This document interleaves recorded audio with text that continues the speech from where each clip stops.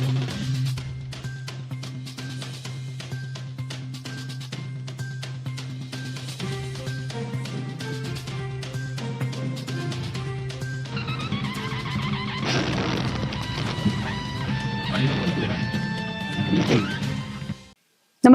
आपण पाहता Hirkani news. Hirkani news प्रत्येक क्षण ताज्या घडामोडी आणि महत्त्वाच्या प्रत्येक बातमीसाठी नेहमी तत्पर. प्रशासनाची गुंगजली मती, स्मशानभूमीच्या मंजूर कामाला कधी मिळणार गती?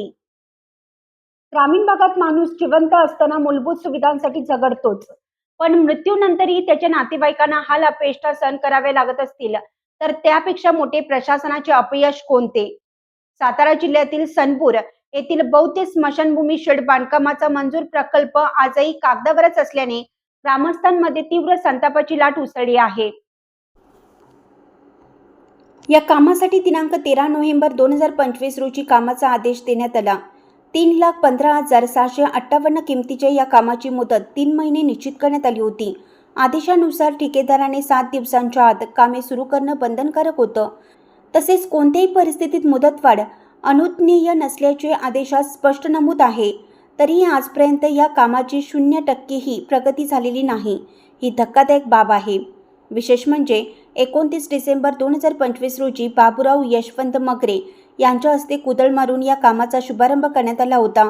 मात्र उद्घाटनाचा फोटो झाला, कुदळ मारली, पण दुसऱ्याच दिवसापासून सुरू होणारं काम आजपर्यंत सुरूच झाले नाही.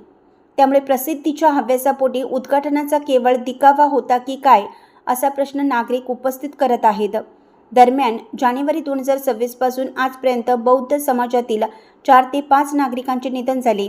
त्यांचे अंत्यसंस्कार अत्यंत मोडकळीस असलेल्या स्मशानभूमीत करावे लागले.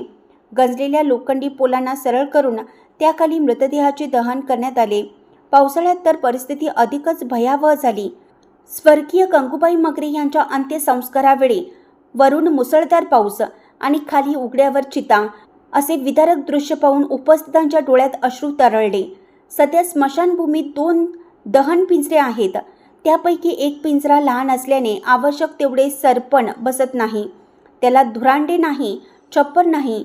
दुसऱ्या पिंजऱ्यावर पत्र्याचे शेड असले तरी गावची लोकसंख्या मोठी असल्याने एकाच वेळी 2 मृत्यू झाल्यास एका कुटुंबाला उघड्यावर अंत्यसंस्कार करावे लागतात. त्यामुळे मृत व्यक्तीच्या नातेवाईकांवर अक्षरशः दुःखात आणखीन दुःख ओढवते. गावातील विकास कामापूर्वी स्मशानभूमीचं काम प्राधान्यानं करणं बंधनकारक असताना मंजूर निधी असूनही हे काम रखडल्याने नागरिक संतप्त झाले आहेत. गावभर विविध चर्चांना उधाण आलं आहे. ठेकेदाराने काम सुरू करण्यापूर्वीच बिल काढलं होतं का?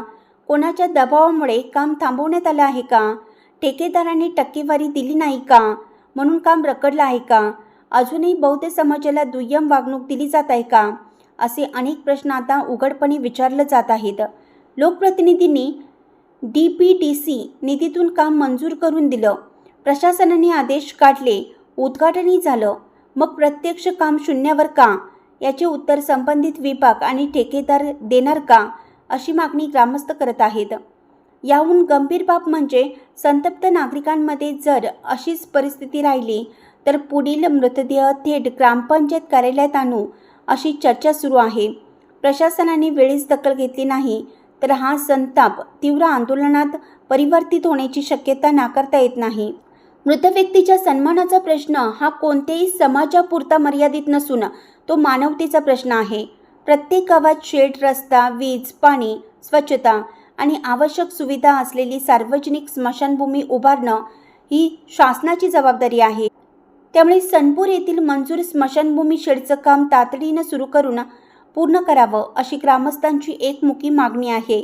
अन्यथा जिवंतपणी उपेक्षा आणि मृत्यूनंतरही मरण यातना अशीच ग्रामीण महाराष्ट्राची शोकांतिका कायम राहील.